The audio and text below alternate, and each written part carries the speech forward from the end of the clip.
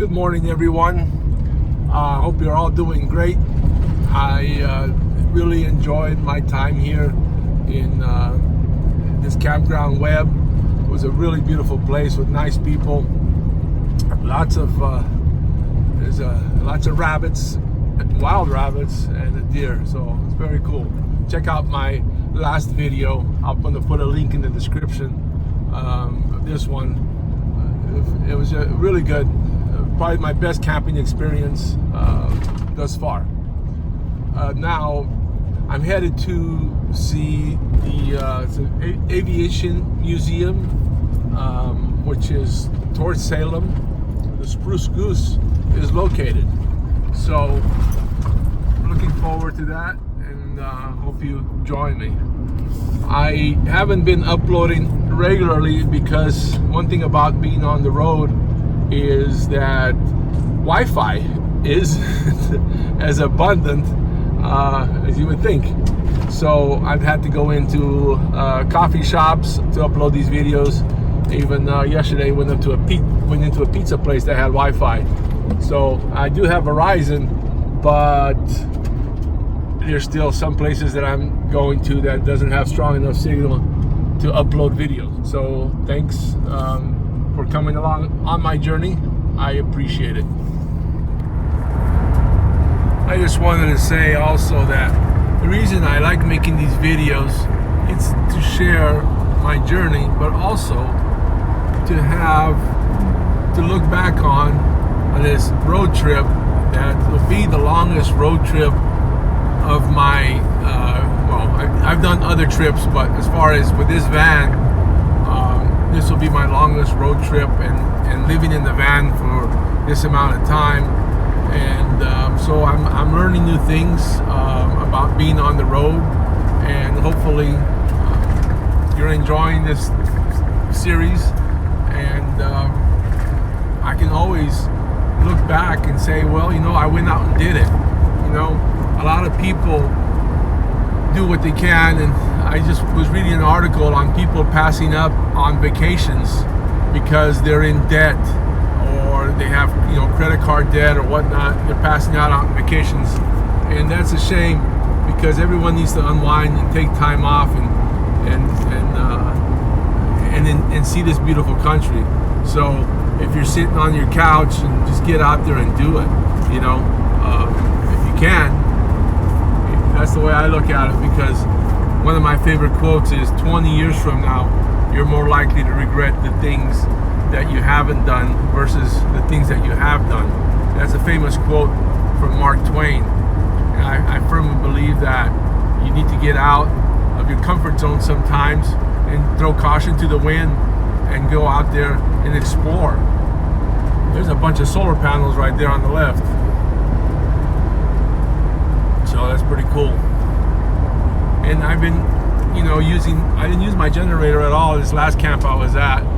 I was dry camping. It had bathrooms with excellent shower pressure, water pressure in the showers.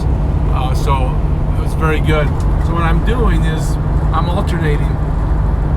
Like right now, I'm going to go to this museum, and they allow camping in their lot, from what I understand. Also, another bonus is I've been meeting some of the nicest people on the road. And if you don't get out there, how are you going to meet people? Even though I'm doing this solo, I have no problem with that. I talk to people if they want to talk to me.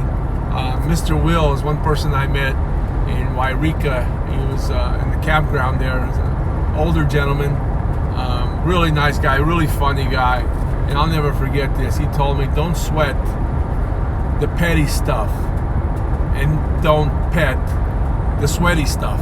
And I thought that was great. So he's got a great attitude. He's 83 years old and still traveling. I met another couple at the casino here, and they were in a van.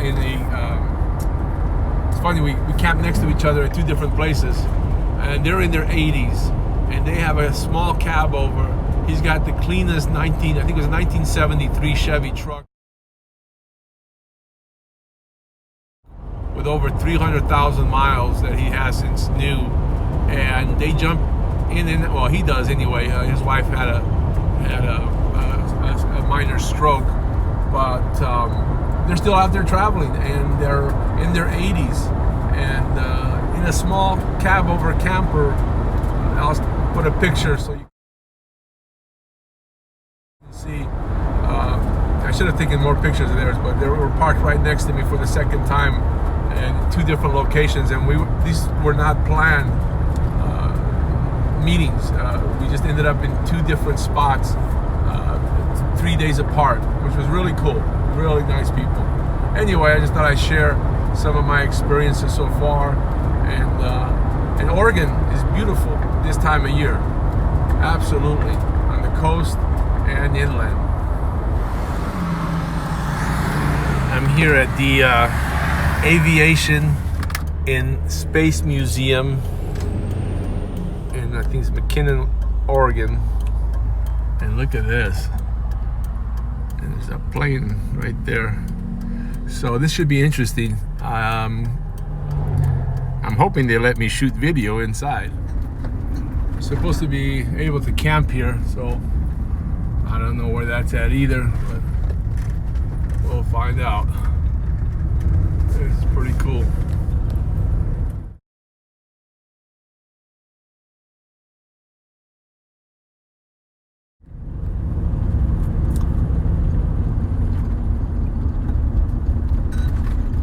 Lodge event. Main hall entrance.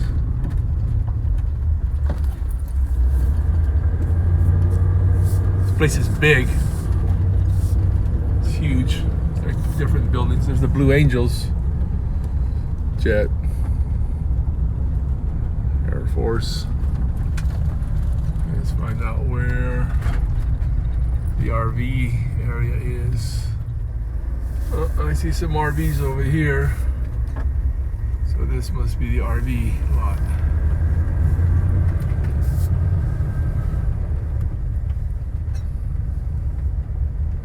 Oh, I recognize that camper right there. He was at the casino.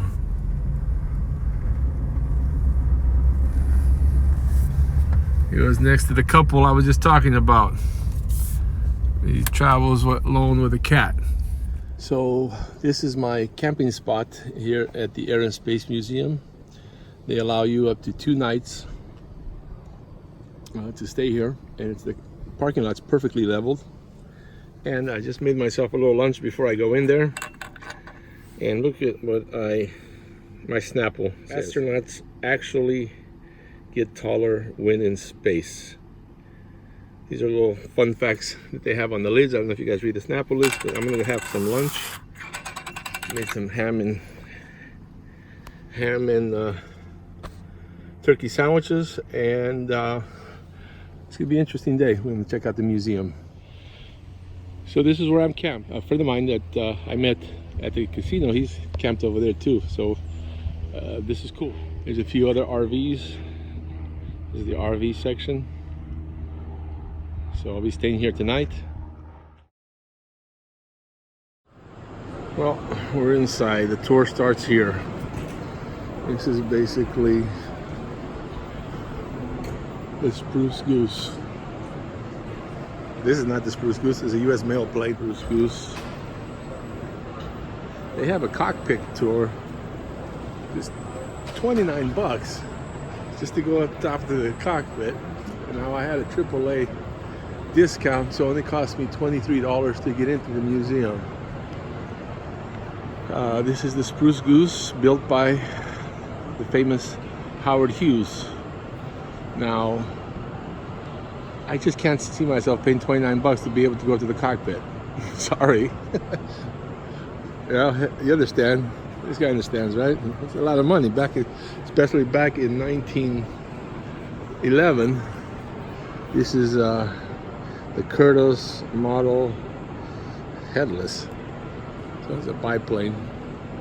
But as you can see here, we have a kid zone, different engines, and it's really cool. There's a movie theater here, and with the entry, movies are included. So I'll have to go check out a aeronautic movie. There's the Spirit of St. Louis. I know this is Charles Lindbergh. That's right. Charles Lindbergh in the little plane where he made his epic journey.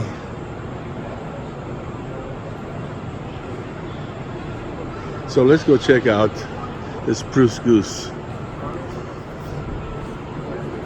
There's Howard Hughes himself. There's a movie made about his life. Here's some of the drawings. I think the Spruce Goose flew one time. That's the man right here, Howard Hughes, in his heyday.